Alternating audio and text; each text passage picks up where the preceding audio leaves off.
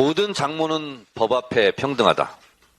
저는 누차 모든 아내는 법 앞에 평등해야 한다며 김건희 여사의 주가 조작 의혹, 논문 표절 의혹, 코바나 콘텐츠 의혹 등에 대해서 지적한 바 있습니다. 그러나 지금까지 검찰은 이재명 당대표에 대해서는 332번의 압수수색을 해놓고 김건희 여사에 대해서는 단 한 차례 소환조사조차 없었음을 지적했습니다. 이번에는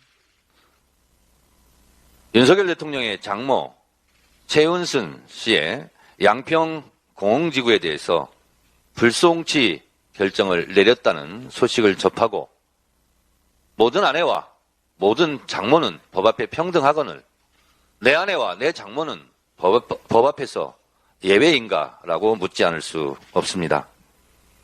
양평 공흥지구가 양평 장모지구라서 손을 댈 수 없는 것입니까? 살아있는 권력을 때려잡겠다고 문재인 정부 때 그렇게 설치던 윤석열 검찰은 지금은 살아있는 권력에는 왜 눈꼬리를 내리고 이런 조치를 해야만 합니까? 이것이 윤석열식 공정이고 공평입니까? 잠시 국민의 눈을 속이고 가릴 수는 있어도 그것이 언제까지 갈지 두고 보겠습니다. 대통령께서 이재명 대표는 빼고 양당 원내대표 상임위원장은 만나겠다. 내가 국회로 가겠다. 이렇게 말한 것으로 알려졌습니다. 제가 상임위원장이라면 저는 불참하겠습니다.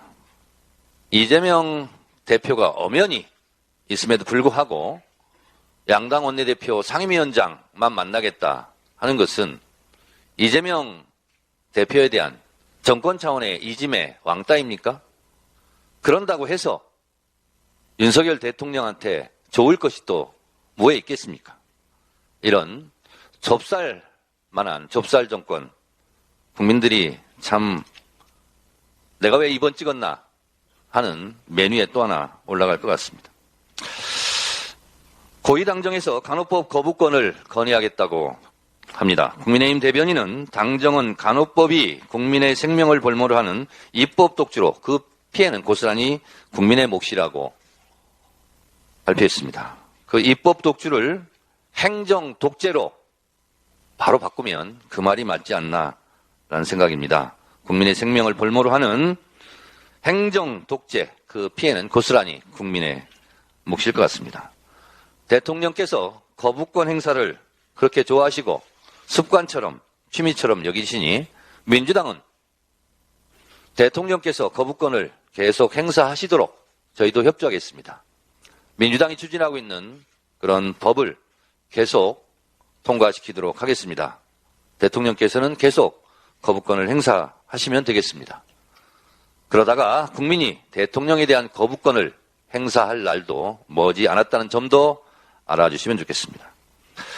후쿠시마 오염수, 국민의힘 일각에서는 오염수 처리수라고 일본 대변인 같은 얘기를 하시던데 검증단이 아닌 시찰단이 일본으로 갈 모양입니다. 이런 들러리 왜 섭니까? 국민의힘이 프랭카드로 오직 국익만 생각한다고 하던데 그 오직 국익이 한국의 국익입니까? 일본의 국익입니까? 저는 궁금합니다. 한일전 축구 시합이 벌어지면 대통령실은 과연 어느 나라를 응원할까? 저만의 궁금증은 아닐 것입니다. 정권은 짧고 국민은 영원합니다. 정권은 5년짜리입니다. 5년짜리 정권이 너무 겁이 없는 것 같습니다. 이상입니다.